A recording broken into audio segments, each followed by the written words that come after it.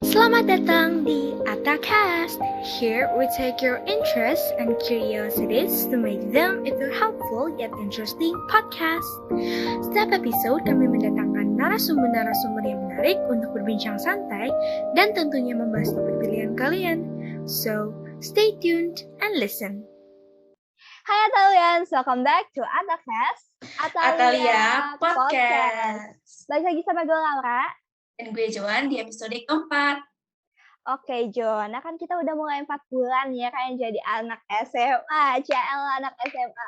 Lu udah mulai kayak kebiasa gak sih kayak dengan keseharian lu yang mungkin jadi sibuk banget gitu? Mulai sibuk gak lu? Ya pasti sih mulai lebih sibuk. Mungkin nggak sibuk banget gitu, tapi pasti lebih sibuk dari sebelum-sebelumnya gitu ya. Kan pas SMP tuh mungkin bisa lebih santai, masih bisa rebah-rebahan online-nya. Masih ya bisa ya udahlah nanti gitu. Kalau udah SMA tuh kayaknya rasanya mungkin kan udah mulai gede ya. Jadi Iya. rasa tanggung jawabnya juga lebih besar dan lebih pasti juga jadi lebih sibuk sih. Iya, bener-bener banget ya sih. Terus juga kayak akhirnya jadi tugas tuh numpuk banget, apalagi kan sejak kita di SMA tuh jadinya tanggung jawab kita jadi banyak banget, kayak dari tugas, terus juga ada kegiatan kelas, belum lagi kalau ikut kayak program OSIS dan lain halnya kan. Iya betul banget dan cepet juga nggak sih rasanya waktunya berlalu. Kemarin kayak SMP, terus masuk nih kemarin kayaknya baru PLP gitu kan, kita baru kenalan, aku baru kenal kamu, tapi sekarang kita udah di penghujung semester 1 ini. Iya betul. Terus jadi kayak tadi kamu bilang kan baru kenalan, terus akhirnya jadi mulai deket sama teman-teman yang baru, sama guru-guru yang baru. Terus lu pernah nggak sih ngerasa stres karena ada tugas, kayak apalagi minggu ini kan kita banyak banget ya ulangannya.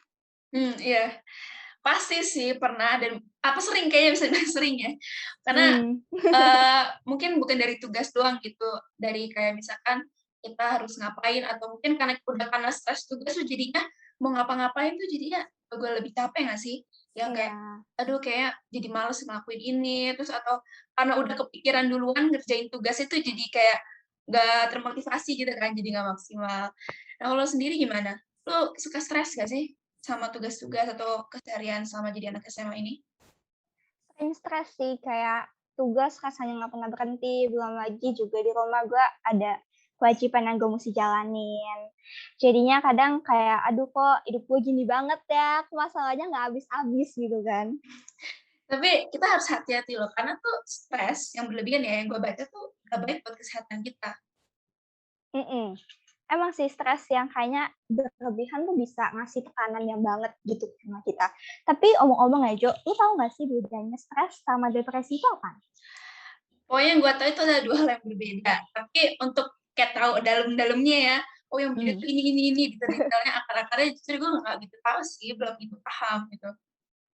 Iya, gue juga masih bingung sih kayak yang membedakan itu apa sih.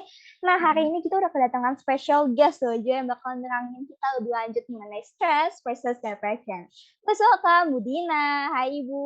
Hai Bu Dina, apa kabar? Hai Jo, hai Laura, kabar baik. Kalian gimana kabarnya sore hari ini? Baik dong ya? Ibu. Oh wow, ceria ya hari ini ya. Wajib dong itu Ibu.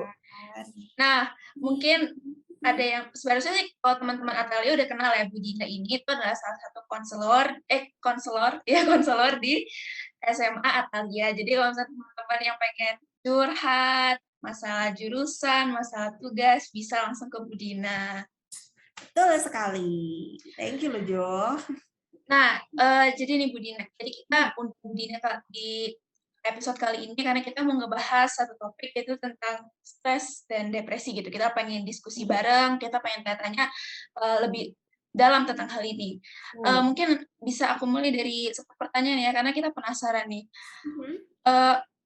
Bedanya stres sama depresi itu apa sih? Secara gamblang ya, misalnya secara umum lah, kayak kalau misalnya dibilang dengan singkat gitu, yang membuat bedanya apa sih? Oh wow. Stres dan depresi ya, ini topik yang sebenarnya kita selalu mendengarkan dua kata ini nggak sih? Ya nggak Jo? Ya nggak Laura? Iya. kayak hampir setiap hari gitu, apalagi kalian sebagai siswa, aduh gue stres banget nih, ada tugas, besok ada PH segala macem gitu. Ini kan sesuatu yang sebenarnya nggak lekang dalam kehidupan kita. Tapi kadang karena ini adalah sesuatu yang sering kita dengar, kadang kita tuh misunderstood gitu, kita nggak begitu paham sebenarnya stres itu apa sih dan depresi itu apa. Nah, yang aku sendiri pelajari stres itu adalah sebuah respon tubuh. Jadi tubuh kita itu punya respon, gengs. Tubuh kita itu akan memberi respon jika tuntutan yang diberikan kepada kita itu tidak sesuai dengan kapasitasnya. Ini konsepnya stres. Gitu. Let's say Laura ini itu mampu mengangkat beban maksimalnya itu 50 kilo. Tapi Laura dikasih beban 100 kilo. Dan dipaksa harus ngangkat itu, dorong itu dari ujung A ke ujung Z. Kira-kira Laura gimana reaksinya? Coba kalau dibayangin aja gitu, Laura. Bakal pingsan nggak sih, Bu, disuruh? Iya nggak sih? Jadi kayak dorongnya tuh agak susah-susah gitu kan, bakal akan kesusahan kan. Reaksi tubuh kan seperti itu. Nah, ini adalah stres. Stres itu adalah reaksi tubuh kita. Nggak hanya sekedar tubuh sebenarnya, secara emosional, secara fisikal, yang tubuh tadi, secara kognitif, itu adalah reaksi-reaksi yang tubuh kita munculkan terhadap tekanan yang melebihi kapasitas kita. Itu kalau stres ya, teman-teman ya. Sejauh ini stres, paham nggak nih, Jo? Paham. Paham ya? Paham. Oke. Nah, kalau depresi, nah ini bedanya nih. Depresi itu adalah sebuah gangguan mental, bisa dibilang itu mental disorder atau mental illness. Ini adalah sebuah kondisi di mana individu itu mengalami gangguan ataupun hal yang menyakitkan gitu ya, kan namanya illness, mental illness, yang ditandai ada banyak sebenarnya tanda-tandanya, seperti mood swing. Ayo, mood swing itu ya, kadang sedih, kalau sedih itu udah sedih banget. Habis gitu hilangnya moodnya tuh aduh tiba-tiba hilang aja moodnya, nggak mau ngerjain tugas, nggak mau mandi, nggak mau makan gitu. Dan semua tanda-tanda yang nggak cuma 2 tadi ya, tapi banyak sekali tanda-tandanya, itu munculnya itu nggak cuma sekali 2 kali, teman-teman. Ini yang membedakan depresi dengan stres. Kalau mungkin stres tuh muncul tanda-tandanya itu yang mungkin sekali 2 kali atau sehari 2 hari. Tapi kalau depresi ini tuh kemunculan tanda-tandanya itu persisten. Persisten tuh artinya selalu muncul terus. Tingkatannya itu tinggi mulu. Nah, ini adalah ciri-ciri dari depresi. Dan biasanya ini tuh mempengaruhi emosi kita atau excitement-nya kita dalam menghadapi atau melakukan kehidupan sehari-hari kayak sekolah, kerja, dan lain sebagainya. Itu konsepnya stres dan depresi. Oh, aku baru paham loh. Aku pikir tuh, maksudnya aku tahu stres itu, aku pikir tuh cuma tekanan di pikiran aja. Ternyata tuh udah lebih tahu jelasnya, ternyata tuh reaksi tubuh gitu. Dan stres itu sebenarnya nggak harus yang kayak pusing atau segala macam, kayak hal-hal jadi yang kayak harus ngangkat beban, maksudnya melakukan sesuatu di luar kapasitas kita itu termasuk stres juga gitu ya. Yes, sebenarnya banyak banget ya jenis. Kalau misalnya kita berbicara tentang definisi stres, sebenarnya banyak banget. Yang perlu kita ketahui juga jenis-jenisnya itu juga banyak gitu. Stres itu nggak selalu berurusan ataupun berkaitan dengan hal yang negatif loh, teman-teman. Tahu nggak tuh? Menarik nggak tuh? Ini bedanya stres nih. Kalau depresi itu kan pasti yang cenderungnya tuh illness, cenderungnya tuh disorder, sesuatu yang nggak baik gitu. Tapi bedanya stres tuh ada sesuatu baiknya. Jadi stres itu kurang lebih itu yang Ibu tahu ya. Sebenarnya banyak sih tipenya, tapi yang secara general itu ada 3 jenis. Yang pertama itu stres biasa, itu adalah reaksi tubuh kita terhadap tantangan yang ada. Yang kedua itu namanya eustress, tulisannya eustress, bacanya eustress. Dan yang ketiga itu distress. Distress ini nanti bisa cabangnya itu bisa ke acute stress dan juga ke chronic stress. Aduh banyak lah stres ini ya, lama-lama jelasin. Kita bedah satu-satu ya, Johan, Laura ya. Boleh banget, Bu. Kalau Ibu sih favoritnya dari semua tipe-tipe ini, yang Ibu favoritin, aduh ada aja ini favorit ya Bu, stres favorit ya Bu. Iya dong, karena ini hal baiknya soalnya. Jadi dari jumlah jenis stres tadi, ada satu stres yang sebenarnya itu bisa mendorong kita untuk menjadi individu yang produktif. Namanya adalah eustress tadi. Jadi pernah nggak sih kita semua, atau kalian deh, Joan atau Laura, menghadapi satu tantangan, satu kondisi, peristiwa yang membuat kalian stres, tapi itu membuat kalian semakin termotivasi untuk menyelesaikannya? Pernah sih. Tugas banyak banget, ya kan? Pernah.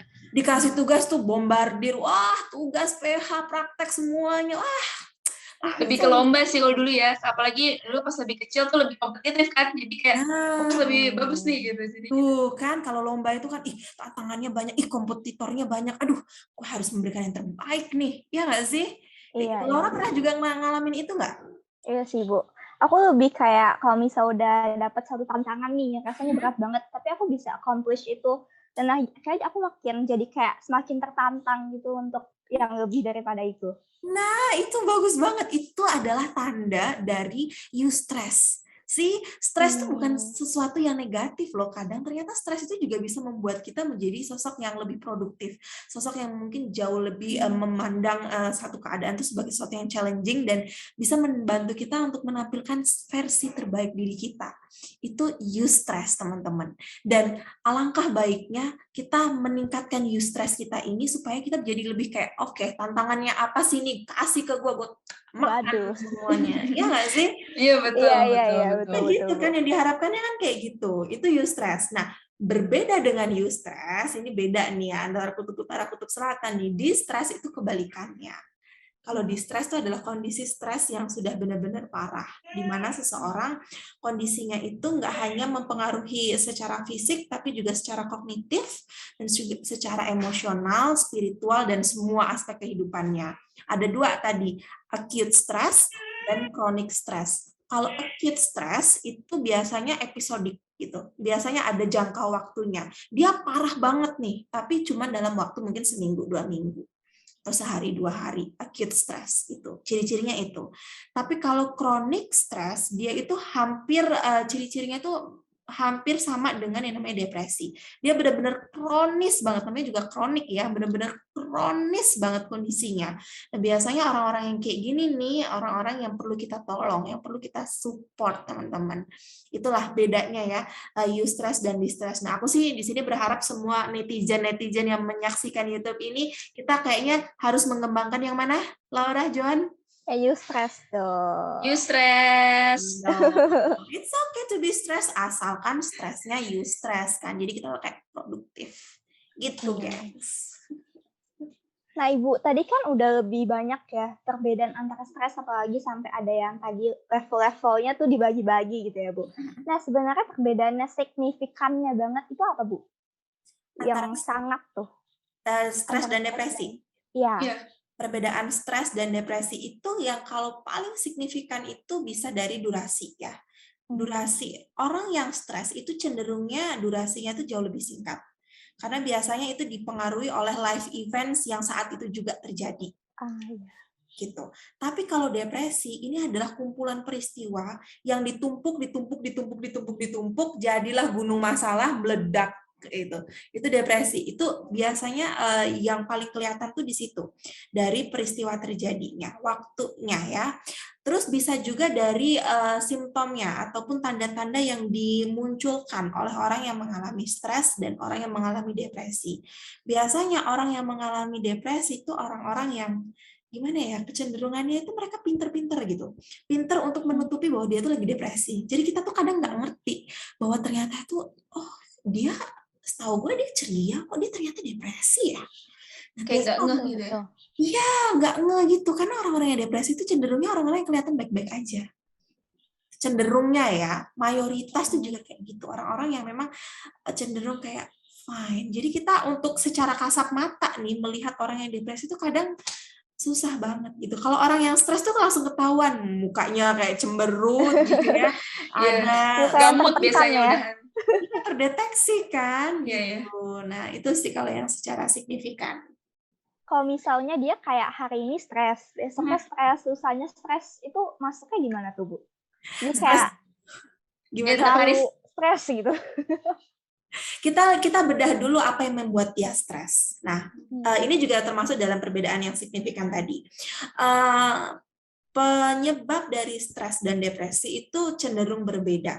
Biasanya kalau stres itu disebabkan oleh daily life events, sesuatu peristiwa-peristiwa yang terjadi dalam kehidupan kita sehari-hari. Misal tugas sekolah, kalau kalian kan relate-nya dengan tugas sekolah tuh, ya kan? Project, tugas kelompok, harus koordinasi sama teman-teman, ya kan? Deadline, main game, segala macam, tuntutan ini, itu. Nah, biasanya itu penyebabnya. Kalau depresi sendiri itu biasanya penyebabnya itu lebih ke hal-hal yang traumatis, ya, hal-hal yang sebenarnya membuat individu itu kadang tuh nggak ngerti kalau ternyata yang menyebabkan dia depresi itu kayak gitu. Jadi kita harus memahami dulu penyebabnya itu apa. Biasanya yang stres itu akan jauh lebih mudah untuk kita pahami. Oh, ternyata lu stres gara-gara ini ya. Nah, biasanya kalau di yang depresi itu kita agak ribet nih, soalnya faktornya itu ada banyak banget. Ada faktor individu lah, faktor personal, ada faktor keluarga, faktor lingkungan, peer group, dan lain sebagainya. Dan kita harus perlu memahami nih setiap sumber-sumber stres ataupun sumber depresi. Gitu. Oke. Jadi Ibu juga sempat jelasin sedikit kan ya, kalau misalkan orang yang depresi itu biasanya mengalami gejala yang ini itu gitu, dan stres ini. Mungkin boleh ini nggak Bu, kayak dijabarin lagi gejala-gejalanya apa aja untuk stres dan depresi, dan gejala kalau misalkan gejala ini muncul tuh, wah itu udah harus maksudnya udah concerning tuh gejala itu, dan kita harus bertindak gitu kalau udah mulai muncul gejala-gejala itu. Gimana tuh? Ini pertanyaannya bagus. Ibu bisa menjawabnya tapi pakai syarat ya. Ya, boleh ya. Syaratnya adalah jangan self-diagnose kalau kondisi ini terjadi dalam kalian atau kalian sedang ngerasain ini. Ya, untuk kalian berdua dan untuk para netizen yang menyaksikan ini ya. Ini aku akan jelasin nih, tapi syaratnya adalah jangan self-diagnose kalau ternyata kalian menyadari hal ini sedang kalian rasakan. Karena untuk mengenali stres atau mengenali depresi itu nggak cukup hanya sekedar, oh ini ada dalam diriku berarti aku kayak gini. No, ya. Oke. Ibu lanjutin ya, syaratnya ya. Kita deal ya, sepakat ya. Oke. Deal, Ibu. Takut nih kalau misalnya self-diagnose nih ya. Oke, kita mulai dari stres dulu ya. Simptom, kalau kita anak psikologi, biasanya itu kita menyebutnya sebagai simptom. Simptom itu kayak gejala gitu ya, hal-hal yang bisa dilihat atau hal-hal yang biasanya merujuk pada kondisi tertentu. Kalau simptom stres, itu biasanya lebih kelihatan di mood swing. Mood swing-nya itu berantakan gitu. Kadang bisa happy, kadang bisa tiba-tiba merenung, tiba-tiba diem, tiba-tiba jadi bete, tiba-tiba jadi kesel, tiba-tiba jadi kayak mood-nya tuh swing-nya tuh parah banget gitu. Pernah kan ya teman-teman mengalami itu ya? Tapi belum tentu itu stres, belum tentu itu depresi. Oke ya, kita sepakat di awal ya. Itu satu. Terus biasanya juga adanya tanda-tanda physical conditions. Biasanya orang yang stres itu erat banget sama kondisi fisik. Misalnya kayak tiba-tiba pusing, migrain, terus sakit perut, sakit banget perutnya, tapi ketika ke toilet nggak keluar. Gitu. Terus tiba-tiba badan pegel-pegel. Pernah nggak kalian bangun tidur rasanya pegel-pegel? Pernah. Itu bisa jadi tanda stres. Bisa jadi loh ya, belum stres ya. Bisa jadi itu adalah tanda stres. Atau kalau nggak gitu kalian ngerasa tiba-tiba apa sih namanya yang kalau misalnya kita duduk terus kita berdiri pusing, itu namanya apa? Oh iya itu aku sering tuh itu. Nah, itu juga bisa tuh. Itu juga bisa tanda-tanda dari stres. Terus rasanya tuh nggak nyaman. Di hati tuh rasanya kayak nggak nyaman gitu, kayak ada apa sih ini kok, aduh, pikiran tuh berat gitu, kayaknya kok aku tuh nggak ngelakuin apa-apa tapi kok berat ya, padahal aku lagi bengong aja tapi kok rasanya berat ya. Itu bisa jadi tanda-tanda stres. Gelisah, rasanya itu gelisah mulu, aduh aku apa ya ini ya, apa ya, itu bisa loh. Terus energi kita itu kadang kalau orang yang stres, energinya itu bisa ekstrim banget, bisa tinggi banget energinya, tapi juga bisa lemes banget, kayak ngomong aja udah nggak punya energi gitu, nafas aja kayaknya tuh susah gitu loh. Itu biasanya yang terjadi sama orang stres. Dan cenderungnya kalau orang-orang yang mengalami ini akan mengabaikan tugas dan tanggung jawab yang harus diselesaikan pada saat itu. Let's say lagi ada tugas nih, disuruh ngerjain math atau ngerjain apalah gitu, deadline-nya sekian gitu, tapi karena kalian sedang mengalami stres kayak, aduh nanti aja deh, mager, males, jadi bodo amat gitu ya. Iya betul, jadi kayaknya bodoh amat gitu, lebih ke menunda gitu. Jadi kayak udah deh, males, nggak punya mood untuk ngerjain gitu. Itu tanda-tandanya stres. Tapi kalau misalnya kalian mengalami itu, belum tentu itu merujuk ke stres loh. Bisa jadi itu merujuk ke hal yang lain atau hanya itu sekedar kayak temporary feeling doang. Itu bisa jadi. Itu kalau stres yang general dan juga distress. Nah, kalau yang eustress tandanya beda lagi, ya kan? Eustress tadi masih ingat kan sesuatu yang positif. Nah, Bagus. ya kan? Pernah nggak sih kalian patah hati? Waduh. Aduh nggak bisa di-spill sih Bu Aduh. ini. Iya kan? Itu Iya, kayak iya. rahasia umum nggak sih? Potek ya Bu, potek. Iya kan? Biasanya nih orang-orang yang patah hati, apalagi orang-orang yang punya jiwa seni yang tinggi, terus dia dibikin patah hatinya sama pacarnya atau sama sahabatnya atau sama orang. Aduh, kayaknya Laura ini sebuah Pengalaman ya Lau. Astaga. Ya ampun. Biasanya kalau misalnya ada orang-orang kayak gitu, dia kreativitasnya semakin tinggi tuh. Ada tuh temen, dia tuh musisi gitu, dia suka main band di kafe gitu. Suatu saat dia putus nih sama pacarnya, dan di saat dia putus dia tuh bikin lagu yang super sweet banget gitu. Kayak ini ya sih, Gimana? kayak Taylor Swift kan dia diputusin dia bikin lagu dan menang Grammy banyak banget kan si Taylor Swift itu. Lagunya Gangga juga nggak sih yang Blue Jeans? Iya, itu ada habis putus sama si Ampan itu ya. Itu bagus banget nggak sih? Iya. I told you lately. Jadinya nyanyi kita. Penggalau hujan-hujan kan. Nah, itu contohnya eustress tuh. Itu kalau eustress tuh simptomnya nggak perlu dijelasin lah ya. Sebuah kondisi kalau misalnya kita ngerasa lagi ditekan oleh keadaan, dipatahkan oleh dunia, dibikin babak belur oleh keadaan ya, dikasih tugas banyak tapi kita justru semakin challenge. Kalau Joan tadi dulu waktu SD banyak ikut kompetisi ya. SMP. Waktu SMP ikut banyak kompetisi malah semakin ngerasa tertantang gitu. Juga dengan Laura itu juga kondisi eustress gitu. Itu simptomnya stres. Nah, sampai sini dulu. Ada yang bertanyain nggak simptomnya stres nih? Udah Bu, paham. Ini agak mirip-mirip nih simptomnya stres dengan depresi nih teman-teman. Jadi kita harus benar-benar hati-hati banget. Makanya Ibu tadi bilang kita harus sepakat di awal nggak boleh men-self-diagnose karena mirip-mirip banget nih. Kalau depresi itu secara garis besar dia akan menyerang ya bahasanya, akan mempengaruhi kondisi mood, kondisi perilaku, ritme sakardian tidur kita, kemampuan kognitif dan keseharian kita ya, aktivitas seharian kita gitu. Kalau mood yang jelas, moodnya tuh sama kayak stres tadi, kita mengalami mood swing, kita jadi kayak nggak connect dengan kehidupan yang sekarang gitu, nggak connect dengan aktivitas yang sekarang gitu. Misalnya kita lagi ngobrol nih, ternyata Joan lagi depresi. Joan tuh nggak connect dengan ngobrol-ngobrolnya kita gitu. Tubuhnya di sini tapi pikirannya nggak tahu di planet Mars atau di planet mana gitu. Itu biasanya tanda kalau orang mengalami depresi. Terus ada perasaan bersalah yang berlebihan. Aduh, tadi aku ngomong apa ya ke Laura, kayaknya tadi itu bikin Laura salah deh. Aduh, aku merasa bersalah banget nih. Diomongin gak ya gitu-gitu ya. Kayak parno-parno gitu ya. Iya, kayak overthinking. Bener, overthinking tuh bahasanya.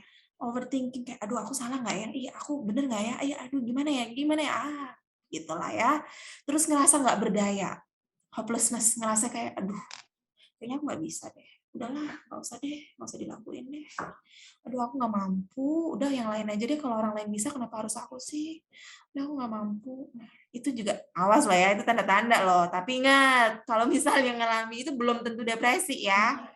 Terus hilangnya minat dalam mengerjakan sesuatu. Biasanya hilangnya minat dalam mengerjakan sesuatu yang sebelumnya bikin dia happy, tapi ketika dia sedang mengalami fase depresi, dia melakukan hal itu udah nggak happy lagi, udah nggak ada semangatnya lagi. Itu juga kayak bisa. males gitu. Iya benar. Kalian punya hobi nggak? Aku main musik. Nah, Laura pantesan tadi senyum-senyum ya. Enggak gitu ya. ya. Dia mungkin pernah di podcast terus jadi cover lagunya. Oh gitu. Nah, ini misal ya Laura. Misal amit-amit ya Laura, kalau misalnya Laura mengalami fase itu nih, fase depresi. Sebelumnya musik itu menjadi sesuatu yang bikin kamu enjoy, tapi ketika kamu sudah mengalami itu, tiba-tiba ketika kamu main musik itu jadi males gitu. Aduh, udah nggak enjoy lagi gue main ini. Gue gue apa sih ini? Gitu. Kayak hilang jiwa gitu ya, Bu? Iya, jiwanya hilang, perlu ditangkap lagi soalnya. Gitu tuh, itu tanda-tanda moodnya. Kalau secara behavioral atau secara perilaku, biasanya orang yang depresi itu adalah orang-orang yang cenderung menarik diri dari lingkungan.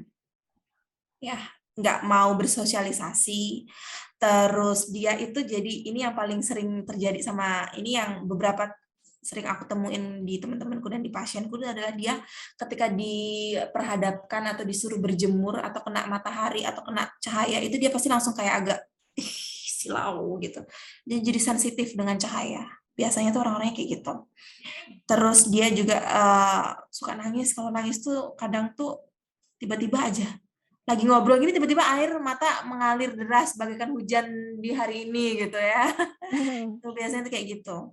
Terus ritme sakardian tubuh, biasanya orang yang depresi itu adalah orang-orang yang tidurnya itu ada antara dua kutub nih. Tidur sering banget, lama banget, atau sama sekali nggak tidur atau insomnia. Jadi antara kurang tidur atau berlebihan tidurnya. Ini juga bisa jadi ciri-ciri. Terus yang selanjutnya adalah makan. Orang yang biasanya depresi itu adalah orang yang cenderungnya makannya banyak banget, sekalinya makan banyak banget, atau nggak doyan makan sama sekali. Gitu. Ekstrim kanan, ekstrim kiri nih ceritanya nih ya. Gitu. Terus kalau misalnya faktor yang ke kognitif itu adalah orang yang depresi ataupun juga stres itu biasanya orang yang dia akan mengalami lack of concentration. Jadi kayak susah untuk berkonsentrasi, susah untuk fokus. Terus ketika melakukan sesuatu itu jadinya lemot gitu. Lama banget, lemot banget. Dan kadang kalau yang depresi itu kondisi ini bisa memunculkan satu kondisi di mana dia mengalami suicidal thoughts, pikiran-pikiran untuk yang mengarah kepada suicidal. Itu simptom-simptomnya Jolau. Jolau. Iya. Bikin ini ya Jolau. Duo. Bagus saya Jolau. Nah, Ibu tadi kan Ibu sempat bilang juga kayak faktornya tuh biasanya kayak kan ada yang event gitu atau mungkin kayak yang singkat-singkat gitu. Nah, kalau misalnya stres yang berlebihan jadi bawaannya karena depresi itu bisa nggak, Bu? Karena stres yang ketumpuk akhirnya jadinya ke depresi gitu. Bisa dong. Apa sih yang tidak bisa di bawah kolong langit ini? Aduh. Ya, bisa banget gitu. Karena gini ya, stres yang ditumpuk, yang masalah, jangankan stres, masalah yang ditumpuk terus-menerus, tidak diselesaikan, peristiwa dalam kehidupan ini yang nggak selesai, terus kita tumpuk, lama-lama akan jadi gunung masalah. Lama-lama akan jadi gunung gunung illness gitu. Terus suatu saat itu akan meledak. Dan meledaknya itu bisa macam-macam, bisa jadi ke depresi, bisa jadi ke gangguan yang lain gitu. Jadi ini sangat mungkin. Nah, mungkin yang paling bisa Ibu umpamain adalah kalian di sini ada barang kecil nggak di dekat kalian? Apa kayak barang kecil yang bisa kalian bawa? Itu apa, Jo? Betadine tadi field trip kan. Oke. Field trip ya. Kamu, Jo, megang betadine. Kamu apa, Laura? Kayak semacam earphone gitu, Bu. Ya, oke, earphone. Sekarang Ibu minta nih ya, kalian pegang itu dalam waktu 1 menit. Kerasa nggak? Nggak kan? Cuman dikit doang sih. Cuman, ya berapa sih itu beratnya? Nggak nyampe 1 ons. Gitu. Tapi kalau kalian harus memegang itu selama 1 jam, kemeng nggak mulai tangan? Kesemutan. Udah mulai kesemutan. Oke. Kalau Ibu minta kalian pegang itu seharian? Nerah deh. Nerah ya. Pegel tangannya. Pegel kan? Kalau Ibu minta itu kalian ditahan sampai 1 minggu? Copot, Bu, tangannya. Copot ya kan? Aduh, horor ya. Nah, bayangkan betadine dan headphone itu adalah sebuah masalah kecil ataupun sebuah stres kecil yang kalian hadapi dengan ini. Kalau itu kalian terus pegang terus, semenit 2 menit mungkin masih kerasa. Nggak kerasa ya, semenit 2 menit nggak kerasa. Sejam mungkin masih bisa kalian tahan. Tapi kalau kalian tahan itu 1 hari, 1 minggu, 1 bulan, 1 tahun, 10 tahun, apa yang terjadi, gengs? Apa yang terjadi, Laura, Jo? Capek, pasrah pasti ya. pegel. Tadi Laura 1 hari aja katanya tangan udah mau copot ya. Bangun gitu. Nah, itulah dengan masalah dan juga dengan penyebab stres gitu. Kalau kalian tidak menyelesaikan pada saat itu juga, kalian tumpuk, ya udah jadinya akan menjadi sebuah penyakit, akan menjadi sebuah sesuatu yang menyalahkan kalian di hari ini dan ke depannya gitu kan. Nggak mau kan itu terjadi kan. Ya makanya kalau misalnya ada masalah ya udah diletakkan, diselesaikan, jangan dibawa terus gitu, meskipun itu hal kecil ya, tapi kalau dibawa terus, aduh capek, tangan pegel ya. Iya, benar. Jadi harus langsung diselesain ya Bu ya. Iya, betul. Cerita gitu ya, mungkin maksudnya kayak masalah sekecil apapun yang udah ngebebanin kita ya, lebih baik memang diceritakan ya sama teman kita atau orang terpercaya kita, atau daripada dipendam ya. Benar, jadi walaupun masalah kecil ya dipegang-pegang terus kan lama-lama jadi penyakit gitu. Iya, betul. Cerita itu salah satu metode menyelesaikan masalah dalam diri yang juga salah satu yang efektif gitu. Kalaupun kalian cenderungnya nggak pede untuk cerita atau masih ada takut, masih belum punya orang yang dipercaya untuk cerita, nulis. Write down your emotions gitu, nulis aja, nulis apapun, sesimpel apa aja deh, nulis hari ini gue lagi sebel sama ini karena ini. Terus tulisan kalian itu kalian simpan di buku, kalian baca sebulan 2 bulan lagi. Pernah nggak sih kalian kayak gitu, nulis emosi kalian di diary gitu? Zaman nggak tahu zaman kalian SMP atau SD, terus kalian baca sekarang, terus kalian akan ada pikir, gila ya dulu gue pernah ngerasain kayak gini ya. Pernah. Dulu aku ada selalu kayak pas baca, dulu gue se-emosi ini ya gitu maksudnya. Ya kan? Kaget gitu sama diri sendiri. Kan, jadi tuh kan kayak, kok bisa ya gue ngalamin ini, ternyata gue mampu loh mengalami ini loh. Gila, keren banget sih gue. Nah, ini bisa jadi terapi loh, ini bisa jadi sesuatu yang membuat kita healing loh, hal-hal yang kayak gini. Iya, jadi nggak hanya cerita, tapi nulis itu juga bisa jadi tempat kita untuk menyelesaikan suatu masalah. Itu. Oke. Nah, berarti yang tadi maksudnya ya berarti kita udah mulai lebih paham lah ya sama depresi itu apa dan stres apa aja, dan ternyata banyak jenis-jenisnya. Nah, kalau misalkan dari kedua hal ini, dari stres yang ada beragam jenis gitu ya sama depresi, lebih mana sih mana yang lebih sulit dipulihkan? Mana yang sulit dipulihkan? Paling sulit. Tergantung orangnya sih nih Jo, kalau menurut aku sih Jo, Lau.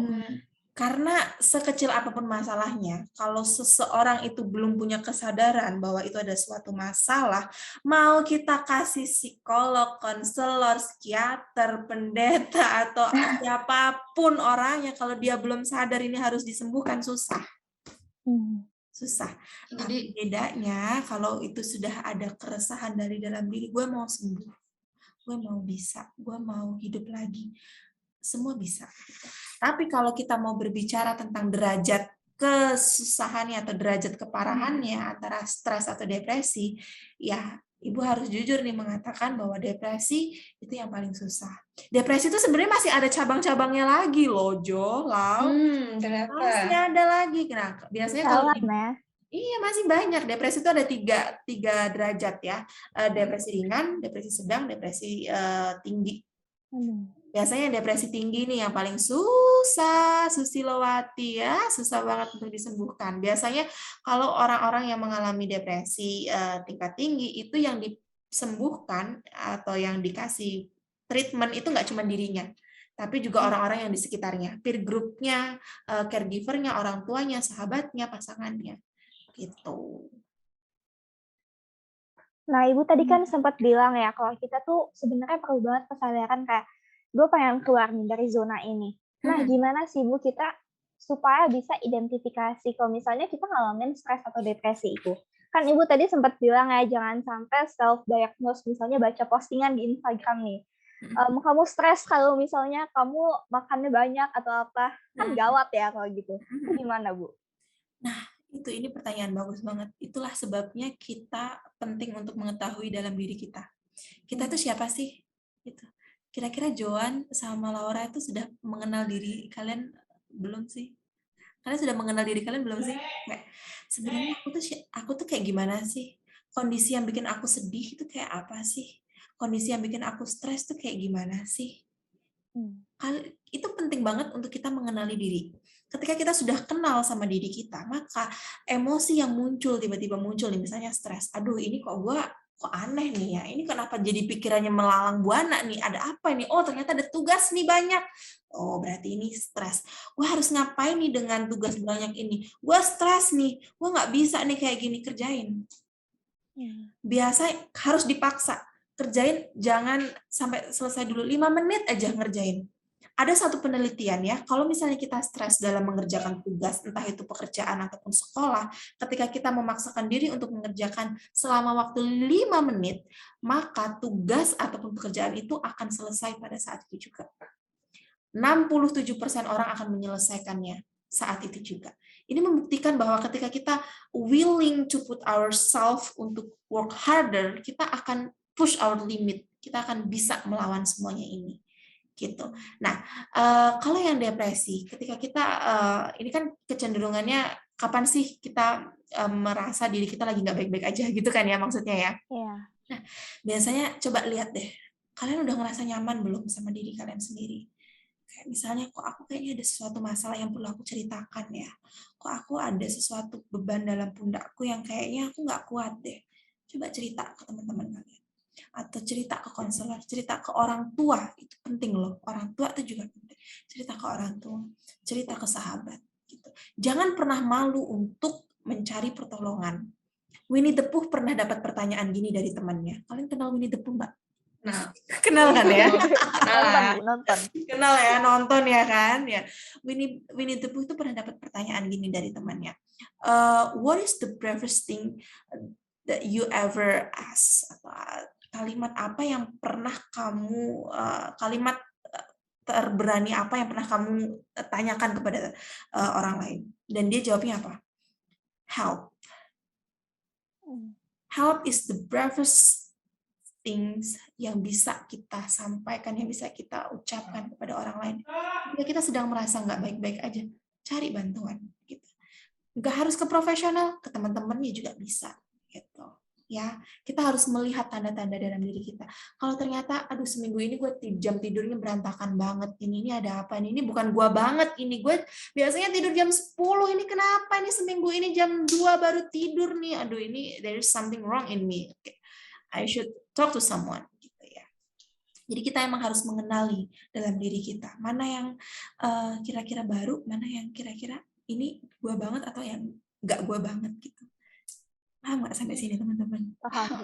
Ya, paham ya. Paham netizen ya? Anggap netizen kita paham ya.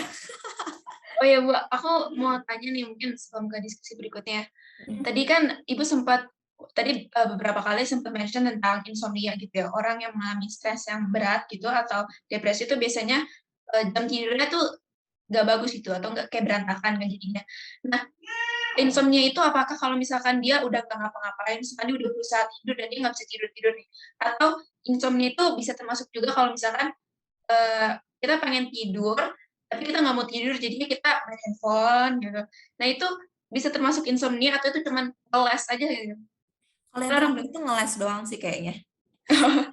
Karena ada main handphonenya tuh kayaknya cuma ngeles deh itu yang kalau yang terakhir. Gini, biasanya yang insomnia itu, gengs, adalah orang-orang yang secara fisik itu sudah capek. Pengen tidur. Secara fisik, badan itu udah capek, pengen tidur, pengen rebahan, pengen merem, pengen mimpi indah. Tapi secara pikiran nggak bisa. Ketika kita tidur, itu kita merehatkan tubuh kita dan pikiran kita. Kita bilang sama otak kita, oke, ayo kita tidur. Maka kita akan tidur. Tapi orang yang biasanya insomnia itu adalah orang-orang yang tubuhnya tuh udah capek nih, tubuhnya itu oke. Tubuh ini kalau bisa berkata, gue capek loh, Jo, gue capek. Tapi pikirannya Jo masih melalang buana ke mana-mana gitu. Jadi kayak, nggak Jo, lo mendingan overthinking aja gitu. Itu bisa menyebabkan insomnia. Gitu. Biasanya orang-orang yang insomnia itu ada orang-orang kayak gitu. Dia pengen tidur tapi nggak bisa tidur karena pikirannya belum tenang. Gitu. Ya, dan ini biasanya salah satu tanda yang dialami oleh orang-orang yang memiliki kecenderungan depresi. Gitu. kalau misalnya kita udah kayak ada tanda-tanda gitu tuh Bu, kita udah mulai kenal nih diri kita it's not okay gitu. Apa yang mesti kita lakuin gitu Bu? Oke, apa yang harus kita lakukan? Langkah pertama gitu. Langkah pertama, tenang. Langkah pertama adalah tenang. Kadang kepanikan dalam diri kita itu bisa membuat kita menjadi lebih panik gitu, lebih membuat kondisi kita tuh lebih parah. Kita tenang, kita cari bantuan. Bantuan bisa dengan kalian cerita ke orang tua, bisa kalian cerita dengan sahabat, bisa cerita dengan konselor atau orang yang kalian terpercaya gitu. Dan jangan pernah malu untuk mencari bantuan profesional. Nah, di Indonesia itu tuh kadang ya, bukan kadang nih, sampai saat ini pun bantuan profesional itu tuh masih dianggap tabu gitu. Kalau kau pergi ke konselor gitu, kalau kau pergi ke psikolog, ke psikiater, itu berarti kau ada sesuatu ya. Jangankan bantuan profesional. Di sekolah deh, kalau Bu Dina panggil siapa deh? Panggil Jo, nanti kita ngobrol ya di ruang konselor. Pasti, aduh, gue kayaknya ada masalah nih. Nah, itu kan ada sesuatu ya, stigma-stigma itu loh yang sebenarnya itu nggak baik gitu. Tapi nggak apa-apa gitu, mencari bantuan secara profesional itu nggak apa-apa. Dan kalau misalnya kalian butuh itu, ya itu kayak carilah bantuan profesional. Nggak perlu nunggu kamu ada di fase depresi dulu untuk kamu bisa mendapatkan bantuan profesional. Gitu. Nggak perlu kamu nunggu sakit dulu untuk bantuan profesional. Sometimes ketika kamu sedang capek, kamu ngobrol sama orang ataupun pergi ke psikolog, ke konselor dan lain sebagainya itu it's okay gitu. Sama kayak lagi sakit diare deh. Kalau sakit diare terus menerus, tiba-tiba sakit diare nggak makan pedas, nggak makan apa, tiba-tiba diare, pasti kan kalian akan mencari bantuan ke dokter, betul kan? Minimal makan obat lah. Nah, hal yang sama yang seharusnya dilakukan ketika pikiran kita atau kondisi secara psikologis kita lagi nggak baik-baik aja, itu juga sebenarnya perlu kita lakukan gitu. Jadi kita tuh take care our life, not only physical but mentally and physically juga kita harus take care dengan benar-benar gitu loh teman-teman. Dan jujur dengan diri sendiri. Ini yang paling penting. Jujur dengan diri sendiri. Jangan denial, jangan menganggap bahwa gue tuh baik-baik aja kok, tapi sebenarnya dalam hatinya remuk, dalam pikirannya bergejolak, ini bertarung nih ya, ibaratkan ada Korea Utara, Korea Selatan, ini perang dingin di dalam kepala ini. Kita harus jujur dengan diri kita sendiri. Kalau no, I'm not okay today, it's okay. Aku kalah hari ini, makasih ya. Pernah nggak sih kalian nempuk pundak kalian sendiri kayak gini? Kalian bilang, tuh thank you ya Laura, hari ini kamu hebat banget. Sebelum tidur deh, coba deh kalian lakuin. Joan, thank you ya, hari ini kamu hebat banget. Meskipun capek, tapi kamu masih bisa melakukan banyak hal. Coba deh kalian lakukan. Peluk diri kalian sendiri. Itu penting loh. Itu exercise sederhana yang bisa relieve our stress, relieve our negative thoughts untuk menjadi lebih baik, menjadi lebih tenang. Gitu. Ya, itu hal-hal yang sederhana. Dan perhatikan nafas. Kalau nafas ini udah pasti kalian udah tahu lah ya, pernafasan itu simple ya, tapi ini ketika kita bisa mengatur nafas kita, ini akan membantu kita untuk sedikit lebih tenang dan lebih healing. Nafas ini aku dulu masih inget banget gengs, waktu kuliah ada satu mata kuliah yang setiap kali pertemuan tuh kita latihan nafas. Kebayang nggak sih gue dari hidup sampai sekarang itu napas tiap hari, tapi ketika kuliah masa latihan nafas gitu kan kayak gitu. Cuman that's the beauty of breathing gitu. Karena ketika kita breathing, kita bernafas itu kita juga sama aja memasukkan energi. Ketika kita nafas tapi pikiran kita negatif, ya energi yang masuk dalam tubuh ya negatif gitu. Jadi penting banget ketika kita sedang mengalami tidak baik-baik saja, ayo nafaslah dengan tenang, nafaslah coba memasukkan energi positif. Gitu. Iya, betul-betul. Oke, nah tadi Ibu juga sempat bilang yang kayak stigma di Indonesia. Kebetulan aku juga pengen nanya tentang hal itu. Di Indonesia sendiri tuh kan kayak yang Ibu sempat bilang juga ya, banyak banget gitu orang yang masih tabu akan hal itu dan belum terbuka tentang masalah mental illness gitu. Atau mungkin bahkan orang tua kita sendiri gitu, mungkin belum terlalu terbuka tentang hal itu. Misalkan kita ada orang yang tahu kalau misalnya kita tuh depresi gitu. Okay. Atau kita mengalami stres yang berat dan kita pokoknya butuh bantuan. Tapi bukannya disupport, kita biasanya malah dibilang gini, kurang ibadah sih lu, kurang doa, kurang Siapa yang bilang dekat kayak sama gitu? Tuhan. Nah itu ada banyak, mungkin bukan cuma beberapa ya, mungkin banyak orang yang mengalami itu dan jadi kesulitan untuk bantu dirinya. Atau yang tadi kalau misalnya bilang, gue ntar minggu depan mau ke psikiater gitu, mau cek atau mau ke psikolog, malah dikatain, ngapain lu ke psikolog, emang lu orang gila gitu kan. Nah itu gimana ya Bu, cara kita menghadapi tanggapan orang-orang yang seperti itu gitu. Oke, caranya menanggapi orang-orang yang punya stigma yang nggak baik gitu ya. Oke. Stigma itu harus dilawan dengan stigma. Kenapa Laura? Kayaknya kaget Stigma banget. dilawan stigma tuh apa Bu maksudnya? Stigma itu sudah ada. Stigma itu ada sebuah kepercayaan yang sebenarnya nggak baik gitu ya, irrational belief yang ada dalam kehidupan sosial di satu kelompok tertentu. Dan kita bisa melawan itu ketika kita bisa memunculkan kelompok baru atau bikin chain system, ya, sistem yang berantai. Aku punya challenge nih buat kita semua lah ya yang menyaksikan ini, kita bikin challenge untuk melawan stigma ini. Setiap satu di antara kita, coba yakinkan satu orang bahwa it's okay to be stressed, it's okay to be depression, it's okay to seek help.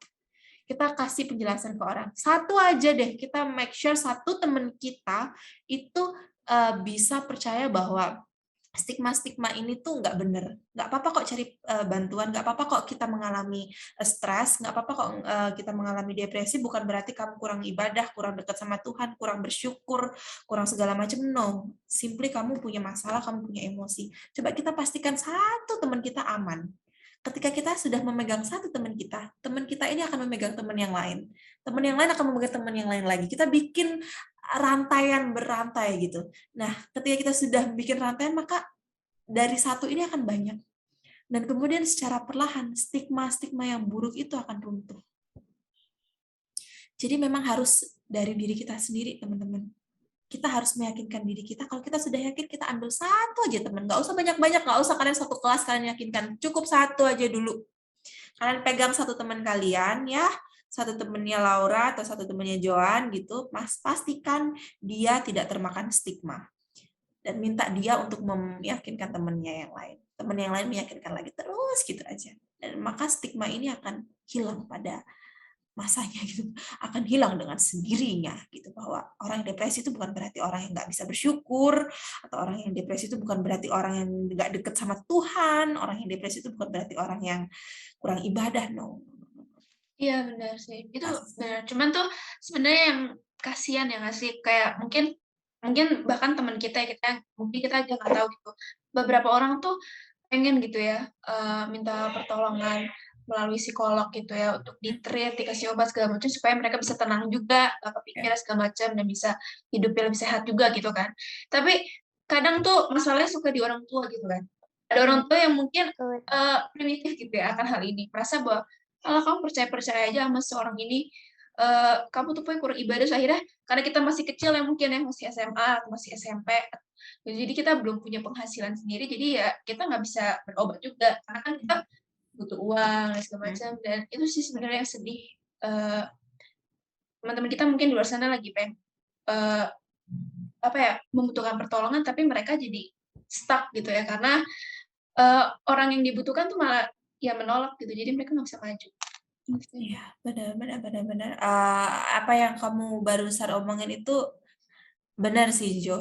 Karena data yang aku tahu ya, tahun 2019 ini data dari pemerintah itu dibilang ada 15, juta orang Indonesia, 15,6 juta. Itu kalau dikumpulin di Atalia nggak cukup sih itu ya. Ya kan? 15,6 juta orang di Indonesia itu mengalami depresi. Dan kalian tahu berapa yang bisa mendapatkan pertolongan atau yang bisa mengakses professional help? Hanya 8% dari 15,6 juta orang tersebut yang bisa mendapatkan akses ke professional help. Faktornya ada banyak. Satu, mungkin dari keluarga yang masih belum open-minded. Kedua, dari mahalnya professional help itu ya. Dan obat-obatannya juga mahal banget. Yang ketiga, ya mungkin dari stigma. Yang keempat juga dari ketertutupan hati gitu. Banyak sekali permasalahannya. Kita tinggal di negara yang berkembang, teman-teman. Negara yang kecenderungan untuk memahami mental health-nya itu masih rendah. Indonesia itu tingkat kebahagiaannya kalau diukur, kalau tadi Finlandia, kalian tahu kan ya, Finlandia itu negara paling happy ya, paling bahagia di dunia. Kalau Indonesia, kalian tahu nomor 2 paling bawah di dunia tingkat kebahagiaannya itu tahun 2018 deh kalau nggak salah, waktu aku masih kuliah. Itu tuh nomor 2 dari bawah. Jadi kecenderungan orang Indonesia untuk menganggap mental health itu sebagai sesuatu yang prioritas itu masih kurang. Memandang mental health sebagai sesuatu yang prioritas juga kurang, apalagi menangani mental illness gitu. Tapi dalam hal ini mungkin kalau misalnya kita terbatas dengan biaya, coba deh kita manfaatkan hal-hal yang ada di sekitar kita. Yang sebenarnya tuh ada yang nggak perlu kita mengeluarkan biaya ataupun dana untuk mengaksesnya. Contoh, teman, sahabat. Itu bisa loh kita manfaatkan.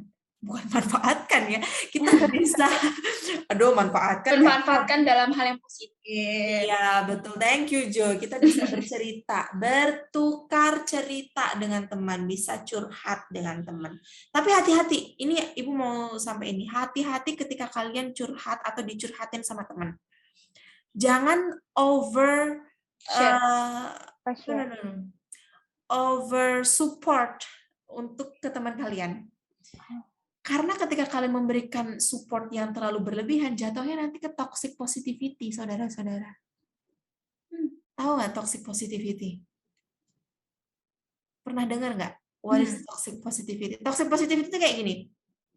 Ya elah, mereka aja bisa, masa lu nggak bisa? Ya elah, lu tuh bisa kali, lu tuh mampu, lu tuh hebat. Gitu.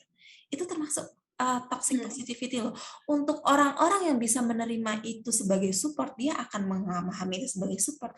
Tapi untuk orang yang sedang tidak baik-baik saja, yang moodnya lagi berantakan, terus kalian kasih support yang begitu, menggebu-gebu, jatuhnya nanti malah ke toxic positivity gitu. Jatuhnya tidak mensupport, tapi malah justru memberikan sesuatu yang semakin membebani dia gitu. No, gue tuh nggak bisa gitu. Kalimat yuk, pasti bisa yuk. Gue nggak bisa. Kenapa? Ini udah gue yang paling mentok gitu. Nah, jangan sampai ketika kita dicurhatin sama temen, kita malah memberikan support yang berlebihan dan jatuhnya ke toxic positivity itu tadi ya. Ketika kita dicurhatin sama temen nih, misalnya ya, Laura dicurhatin sama Joan. Laura, jangan berikan toxic positivity. Kadang Joan mau cerita, teman kita mau cerita ke kita itu bukan untuk mencari nasihat, bukan untuk cari nasihat, betul nggak? Yang dibutuhin apa coba? Tahu nggak? Didengerin. Ya betul, didengerin, bukan diadu nasib. Lo gitu, gue aja gini, gitu bisa aja. Nah, sebel nggak tuh? Sebel nggak sih?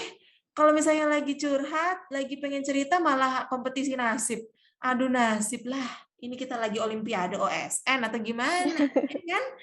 No, ketika ada teman lagi curhat, janganlah beradu nasib. Ya, dengan simply be there for them. Ya, simply jadikan kalian sebagai pendengar yang baik. Gitu. Sahabat itu penting banget ya, apalagi di usia-usia kita kalian ya. Aduh. Remaja, ibu juga masih remaja nih, Cina. Jadi kayak selalu adalah untuk sahabat-sahabat kalian. Dan keterbukaan dengan orang tua itu juga penting banget. Ada studi kasus yang menerangkan bahwa keterbukaan dengan orang tua itu mencerminkan kesehatan mental yang tinggi. Ketika kita mampu terbuka dengan orang tua kita, itu kita akan menambah pemasukan energi positif dalam diri kita. Yang bikin orang tua kita jadi akhirnya merasa belum menerima mental illness atau mental health itu kadang cara komunikasi kita dengan mereka itu yang beda gitu. Karena kan orang tua kita kan mungkin generasinya ya udah generasi gimana ya, udah tua ya, mungkin cara komunikasinya beda. Tapi ketika kita mampu mengkomunikasikan apa yang kita pikirkan, yang kita rasakan dengan baik kepada orang tua kita dan kita mau terbuka, Ibu yakin kok orang tua mana yang nggak pengen kalian sembuh dari hal-hal yang seperti itu. Pasti semuanya orang tua itu mau support. Jadi di sini Ibu mau encourage kita semua untuk terbuka. Nggak hanya ke dalam diri sendiri, tapi juga kepada orang tua kita. Gitu. Lingkungan sebenarnya sangat penting ya Bu untuk kayak ngebantu orang yang ngalamin stres atau depresi itu. Nah kalau misalnya nih orang terdekat kita, circle yang paling dekat sama kita misalnya sahabat kita deh, itu ngalamin kayak gejala-gejala yang Ibu tadi sebutin, apa sih ya sebenarnya yang mesti kita lakukan untuk bisa reach out mereka, bisa bantu mereka tanpa mereka tuh merasa tersinggung atau malah nutup diri mereka dari kita gitu Bu. Oke, iya betul banget. Lingkungan itu bisa membantu atau bisa menyalahkan. Bener ya? Kalian tahu nggak sih, setiap manusia itu diberi, setiap kita tuh punya kecenderungan mental illness. Kalau misalnya kalian ke psikolog atau ke psikiater, terus kalian ada tes, pasti ada kecenderungan mental illness. Ibu sendiri ada kecenderungan mental illness. Mental illness tipenya ibu adalah schizophrenia. Tapi apa yang membuat ibu sampai sekarang sehat? Adalah lingkungan dan pola asuh yang tepat. Orang-orang yang suffer dengan depression ataupun dengan mental illness yang lainnya itu adalah orang-orang yang hidup di lingkungan yang kurang tepat, gitu, kurang bisa membantu dia grow up. Gitu. Makanya lingkungan ini penting banget. Kalaupun kita tidak bisa memilih lingkungan yang sehat, kita bisa menciptakan lingkungan yang sehat dengan memilih sahabat-sahabat yang memang sefrekuensi, yang suportif, yang nggak cuman asik waktu main Mobile Legends atau Valorant doang, ya, tapi juga asik untuk diajak tukar pikiran, diajak diskusi, ataupun diajak ngobrolin soal masa depan. Itu. Nah, ketika ada teman kita yang mengalami gangguan depresi misalnya ataupun stres, itu tadi kita harus bantu mereka. Kadang tuh gini teman-teman, aku suka banget ini ada seseorang yang pernah bilang kayak gini. Sebelum kamu membantu orang lain, pastikan orang itu mau dibantu atau tidak. Karena kadang orang dengan permasalahan psikologis itu yang mereka butuhkan bukan bantuan, tapi perhatian. Ini yang perlu kita garis bawahi teman-teman. Kita harus, sebelum kita nasehatin mereka, sebelum kita menunjukkan arah nih, lu harus kayak gini, lu harus kayak gitu. Sebelum kita khotbah nih ya di depan dia nih ya, ya kan? Kita udah punya. Karena kan kalau misalnya teman kita curhat ya, terus masalahnya tuh udah pernah kita alami, kita kan gemes ya. Harusnya tuh lu tuh gini, tapi no, jangan sampai kita melakukan itu. Sebelum kita melakukan itu pun kita harus berpikir dulu, kira-kira dia tuh sebenarnya mau dibantu atau enggak sih? Karena ada loh orang-orang yang punya masalah, itu sebenarnya dia tidak ingin dibantu, tapi hanya ingin diperhatikan dengan cara didengarkan, dengan cara diterima, diberi loving kindness, ya, diberi sebuah kasih yang menerima, diberi empati. Nggak adu nasib kayak tadi, ada temen curhat malah adu nasib, ada temen curhat malah dikasih toxic positivity gitu. Jangan sampai, hindarilah hal-hal yang kayak gitu ya. Dan bawalah teman-teman kalian ataupun circle kalian itu kepada aktivitas-aktivitas yang seru, aktivitas-aktivitas yang produktif. Bisa jadi aktivitas yang mungkin main game itu bisa menjadi sesuatu hal yang, main game bareng kayak mabar itu bisa menjadi sesuatu yang suportif gitu ya, itu bisa banget. Tapi kalau berlebihan juga nggak baik ya. Atau enggak aktivitas olahraga bareng, terus ibadah bareng. Nah, ngomong-ngomong soal ibadah teman-teman, orang yang memiliki tingkat religiusitas dan spiritualitas yang tinggi itu cenderung orang yang mampu coping terhadap permasalahannya. Coping itu adalah menghadapi permasalahannya dia, gitu ya. Jadi bawalah inner circle kalian itu kepada aktivitas-aktivitas yang positif seperti itu. Sebelum kalian ngejudge ataupun ngasih tahu mereka harus kayak gini, aduh itu hindari, jauhkanlah itu dari hal kayak gitu ya. Itu. Oke, aduh banyak. Aku jadi jujur ya di podcast kali ini aku jadi nambah ilmu banyak banget tentang hal ini, jadi lebih wawasannya lebih terbuka gitu. Jadi lebih banyak ya, jadi lebih paham ya Jo ya. Lebih paham tentang hal-hal ini. Oh, ini mungkin yang terakhir kali Bu, pertanyaan terakhir ya. Kalau seandainya teman kita itu maaf memiliki suicidal thoughts gitu yang Ibu sempat sebut awal-awal gitu ya. Atau mungkin yang awalnya dia masih bercanda, aduh bukan bercanda sih, maksudnya mereka curhat gitu. Aduh gue udah capek deh, gue udah gak sanggup deh, gue pengen mati aja gitu. Tapi itu sering gitu, dan mungkin kita udah mulai khawatir, ini orang kok ngomongin mati mulu gitu kayaknya. Maksudnya ya gimana sih caranya supaya kita bisa support mereka gitu. Maksudnya kan itu biasanya kan orang-orang yang sudah putus asa gitu ya. Maksudnya gimana cara kita support mereka supaya kayak lo itu berarti loh. Apa maksudnya kayak lo tuh banyak yang peduli, gue tuh peduli sama lo. Itu gimana sih, Bu? Apakah perlu kita kayak bisikin makanan gitu mungkin kayak maksudnya nunjukin kalau nih gue peduli sama lo. Maksudnya gimana cara kita nunjukin ke mereka kalau mereka itu berharga, mereka itu banyak yang sayang gitu. Ya, mengenai suicidal thoughts ya. Bercandaan. Biasanya kita harus hati-hati dengan bercandaan. Orang-orang ataupun teman-teman kita gitu ya, orang-orang yang biasanya menggunakan suicidal thought ini sebagai bercandaan, itu cenderung ya, belum tentu pasti ya, kecenderungan itu memang sudah terlintas itu. Ya, jadi ketika ada teman yang menggunakan hal itu sebagai bercandaan, coba deh kalian pay attention. Ketika kalian pay attention, kalian deketin, tapi jangan langsung ditembak gitu, jangan kayak lu ngerasa kayak gini ya, lu ini dekatin dia pelan-pelan, jangan langsung ditembak, itu suicidal thoughts-nya. Mulai dulu dari hal-hal yang bikin dia nggak nyaman.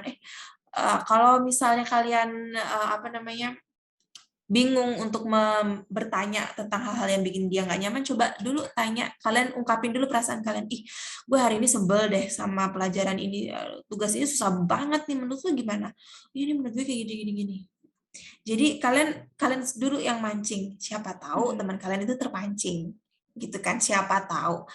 Pun kalau memang tidak bisa dan teman kalian itu masih ada kecenderungan untuk suicidal thoughts-nya masih tinggi, ini suicidal thoughts ini berhubungan dengan hidup dan mati ya teman-teman. Kita harus benar-benar literally serious about this. Kita nggak bisa jokes dengan hal ini kan. Carilah bantuan gitu.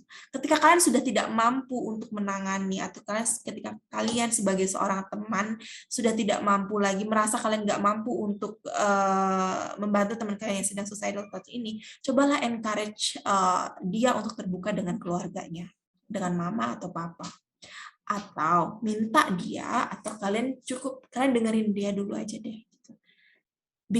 Kalau misalnya kamu mau nangis deh dulu deh, nangis sekarang deh, keluarin sekarang, semuanya keluarin sekarang.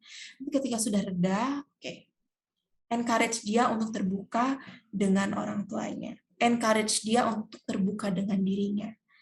Dengan cara nulis itu bisa, dengan cara ngelihat langit-langit itu bisa, dengan cara melakukan aktivitas lain juga bisa gitu. Ada yang pernah bilang kayak gini lewat quote gitu ya. Whenever suicidal thought across your mind, please note that I will be there for you as long as you need to hear all of your story. Kalau misalnya suicidal thought itu pernah terlintas atau sedang terlintas dalam pikiranmu, ingatlah bahwa aku ada di sini buat kamu, mendengarkan ceritamu. Aku ada di sini buat kamu, untuk kamu. Karena hidupmu berharga. Kamu ada di dunia ini, itu aku bersyukur. Aku merasa terberkati bisa punya teman kayak kamu. Dan hidupmu itu berharga. Kelas tidak akan jadi sama tanpa kamu. Kelas akan menjadi berbeda. Kelas akan berbeda kalau nggak ada kamu. Jadi please, be kind. Ya. Nah dari sini kita juga bisa tahu ya teman-teman, depresi itu adalah sesuatu, depresi itu adalah penyakit nomor 2 tertinggi yang menyebabkan orang meninggal tanpa penyakit fisik. Jadi please be kind to one another. Karena kita semua itu sedang battling something yang nggak diketahui oleh banyak orang. Ya. Jadi ketika ada teman-teman yang depresi, please hati-hati. Jangan langsung menyerang dia. Simple dengan mendengarkan dia doang. Cukup dengan mendengarkan, tidak menjudge, tidak mengadu nasib, atau tidak memberikan toxic positivity. Cukup ada buat dia. Gitu. Kalaupun kalian sudah tidak mampu lagi mendengarkannya, ajak dia untuk bercerita dengan orang tuanya. Ajak dia untuk cerita dengan konselor di sekolah, ataupun mencari bantuan profesional yang lainnya. Gitu teman-teman. Ya. Pasti pertolongan yang pertama adalah kalian sendiri sebagai teman jangan panik. Ya, kalau misalnya ada nih tiba-tiba Joan, kamu dapat temen nih Jo, calling you out in the middle of the night gitu ya, aduh aku lagi kayak gini nih, nangis. Kamu jangan panik, karena ketika kamu panik, kepanikanmu itu akan diserap oleh dia dan itu akan membuat dia menjadi feeling lebih buruk lagi. Kamu harus tenang, gitu. Kita harus tenang juga, gitu, supaya kita juga bisa bantu teman kita itu teman-teman ya. Jadi kita sama-sama lah ya, sama-sama membantu teman-teman, sama-sama membantu satu sama yang lain supaya kita ini bisa bertahan lah dengan kriuh pikukan dunia ini yang semakin tidak bersahabat gitu loh. Ketika kita sedang berjuang mati-matian gitu untuk memberikan yang terbaik, dunia bercandanya nggak serius gitu. Dunia bercandanya konyol banget, dipatahkan hati kita, diremukkan semangat kita, tapi ingat ya, Tuhan itu ada buat kita. Tuhan itu sejauh 5 cm di depan kita. Gitu. Jadi kita nggak boleh ngerasa sendiri. Ini yang selalu aku katakan kepada teman-teman, kepada anak-anak juga, jangan pernah kamu ngerasa sendiri. Masalahmu berat, aku kagum dengan kamu. Ya, ini yang perlu kalian sampaikan pada teman-teman kalian yang mengalami depresi. Pasti nggak mudah ya jadi kamu. Kamu kuat banget menghadapi semuanya ini. Terima kasih ya kamu sudah bertahan, terima kasih kamu sudah berjuang. Besok kita coba lagi ya, besok kita berjuang lagi ya. Besok ada hari baru, dan Tuhan akan memberikan penguatan yang baru. Jangan patah semangat. Gak mudah jadi kamu, tapi aku percaya kamu bisa. Gitu Joan, Laura. Kenapa suara ibu tiba-tiba langsung merendah gini ya teman-teman? Iya. Jadi kita udah mulai. Itu bener-bener ngaruh banget ya Bu ya. Iya gitu ya. Jadi semangat. Ibu, tadi kan pertanyaan dari kita ya. Nah, selanjutnya tuh ada banyak banget pertanyaan teman-teman juga yang penasaran perbedaan stres sama depresi itu apa sih? Langsung aja kali ya ke pertanyaan pertama ya. Aku bacain. Menurut Ibu, pendapat buat orang yang cepat self-diagnose kalau dia depresi berat itu bagaimana? Oke, self-diagnose ya. Tadi ya di awal ya kita udah spill tentang self-diagnose ini ya. Aduh, oke. Sebenarnya self-diagnose, aku tuh gini, orang yang self-diagnose itu adalah orang yang banyak mencari informasi di Google, banyak mencari informasi di sosial media. Aku kok mengalami ini ya, kalau nggak gitu lagi scroll TikTok. Sekarang kan lagi tenar gitu ya di TikTok ataupun di Instagram.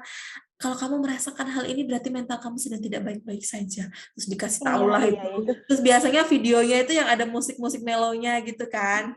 Terus aduh aku ngerasain semuanya ini, apa jangan-jangan aku lagi depresi ya gitu. Jangankan tentang depresi ya teman-teman.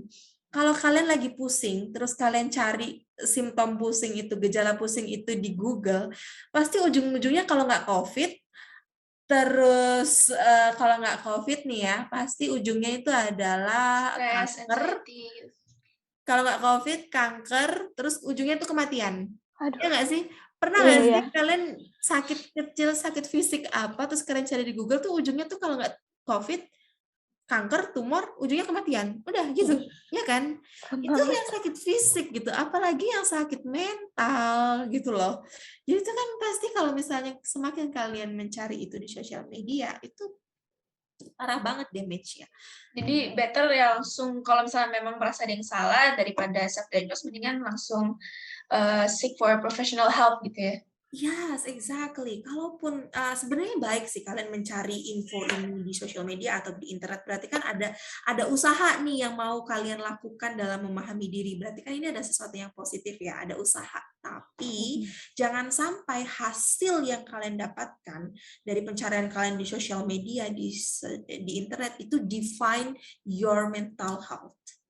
Because the one who deserves, the one who allowed to claim your mental conditions itu adalah orang yang memang punya punya otoritas, punya hak, punya kapasitas, wawasan gitu juga ya. Punya wawasan untuk mendiagnos itu gitu. Kalau misalnya kalian pergi ke psikiater ya, terus kalian misalnya mau cari tahu nih aku depresi apa nih, atau misalnya aku lagi gangguan apa nih, kalian tuh tesnya nggak cukup 1-2 kali loh. Tesnya tuh pasti berkali-kali. Nanti ada tes wawancara, ada psikotes, Dan itu pun dilakukan nggak cuma sekali, tapi juga pasti nanti ada follow up-nya gitu. Jadi janganlah kalian itu mencari satu kali di Google terus kalian langsung berarti ini aku lagi depresi. No. It's okay mencari informasi di Google, it's okay mencari informasi di sosial media, tapi jangan sampai itu mendefine diri kalian bahwa kalian sedang depresi. Ya, ingat, mendiagnosis mental illness itu tidak sesederhana yang dikatakan oleh selebgram ataupun seleb TikTok itu ya. Jadi hati-hati teman-teman ya. Gitu. Oke, sekarang pertanyaan kedua nih dari Instagram ya. Itu bisa nggak sih kita udah depresi tapi kita tetap put up a happy front gitu. Kayak act like everything is okay. Ini gimana? Ini mungkin bisa dijawab dengan singkat aja kali ya, Bu. Mungkin waktu kita udah mepet nih. Iya, waktu kita udah mepet banget. Aduh, oke. Orang yang depresi itu adalah orang yang punya skill yang tinggi dalam berpura-pura. Itu yang Ibu nggak suka dari orang yang depresi. Karena biasanya orang yang depresi itu nggak kelihatan di kasat mata bahwa dia itu lagi depresi. Apakah itu sesuatu yang baik? Tidak tentunya. Karena biasanya orang-orang yang kayak gitu belum terbuka dengan dirinya sendiri. Jadi kita sebagai orang yang tidak tahu apa-apa ini, yuk jangan sampai kita ngejudge orang dengan sembarangan, jangan sampai kita membuat orang itu terpuruk karena kita tidak pernah tahu orang itu sedang mengalami apa dalam dirinya gitu. Kita itu sedang sama-sama di dunia ini ingin mencari dan membuktikan diri sebagai dan menciptakan versi terbaik dalam diri kita. Jadi kita jangan sampai berbuat sesuatu yang jahat dengan orang lain. Be kind to one another because every one of us trying to give our best. Gitu ya. Udah singkat nggak itu Laura? Itu kayaknya udah singkat banget itu ya. Itu singkat padahal nggak jelas banget ya Bu. Oke, pertanyaan mungkin ini pertanyaan terakhir aja kali ya. Ada salah satu pertanyaan nih. Apakah kalau merasa mengalami depresi harus segera ke psikiater atau bisa diatasi sendiri? Kalau mengalami depresi segera ke psikiater atau bisa mengatasi diri sendiri. Yang Ibu ingin sampaikan adalah kalian nggak perlu mengalami depresi dulu untuk mencari bantuan, ya. Jangan mengecilkan kondisi mental kalian atau jangan menganggap remeh rasa sedih, rasa kecewa, rasa cemas yang ada dalam pikiran kalian. Karena kalian itu berhak untuk baik-baik saja, benar-benar baik-baik saja, bukan pura-pura baik-baik saja.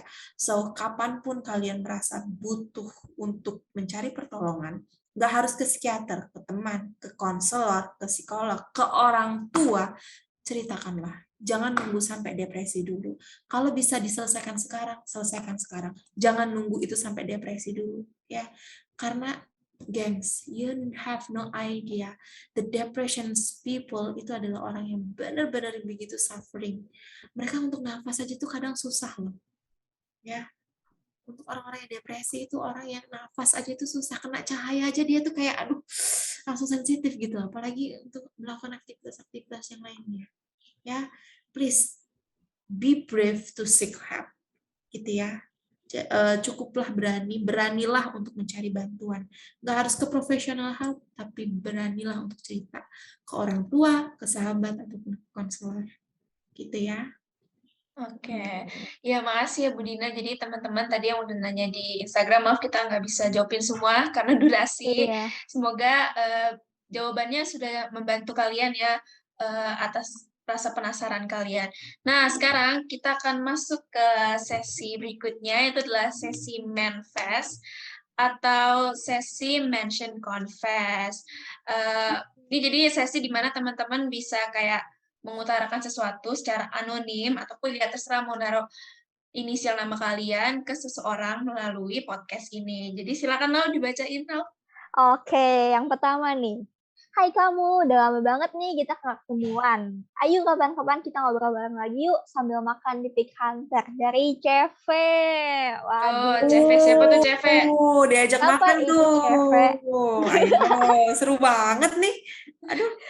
Jadi mau ikutan ya? Iya nih, aduh, oke. CV ajakin aku juga dong, CV. Kita mau ikutan ya. Terus yang kedua, semangat berjuang untuk setiap kita yang sudah bertahan. Hebat.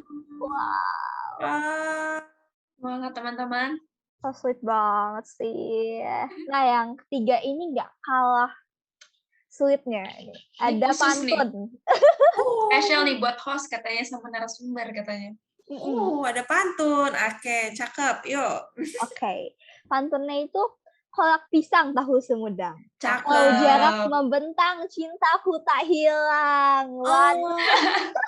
Sarang heo. Dari Feve. Feve teman kita. Hai Feve. Hai Feve, sarang heo Feve. Makasih lo pantunnya. Aduh. Nah, oke. Jadi nggak berasa ya, maksudnya tadi aku sendiri enjoy banget sama diskusi kita, dan semoga yang dengerin juga enjoy, dan wawasan aku sendiri jadi makin banyak ya. Di sini tadi kita udah diskusi banyak tentang depresi dan stres. Ternyata aku jadi belajar banyak banget ya. Ternyata stres itu bukan cuma itu doang, dan depresi itu bisa begini dan begitu gitu loh. Dan wah, jadi belajar banyak sih di sini, dan nggak berasa banget ya lah. Maksudnya kita sudah sampai di penghujung podcast ini. Dan for your information, ini juga adalah episode terakhir dari Atakes untuk semester ini. Iya ya, cepet banget perasaan. Tapi yang teman-teman mesti ingat itu it's okay to be stressed, it's okay to be depression. Yang penting kita bakal selalu ada untuk kalian. Makasih banget Ibu Dina untuk kesempatan hari ini. Ibu udah mau join di podcast kita, udah mau ngobrol-ngobrol, udah mau diskusi. Pastinya bermanfaat dan seru banget sama Ibu. Apalagi abis baca tadi kan manifestnya kocak dan ngakak banget. Iya betul-betul. Thank you ya Joan, Laura. Iya, makasih juga Bu. Nah, kayaknya ya udah waktunya Laura dan Bu Dina kita untuk pamit undur diri. Aku Joan. Aku Laura. Aku Budina. Thank you for watching and see you guys on next episode. Despedida. Thank you semua. Makasih Budina. Thank you Jola. Makasih, Ibu. Makasih, Jo. Thank you semuanya. Thank you guys. Bye.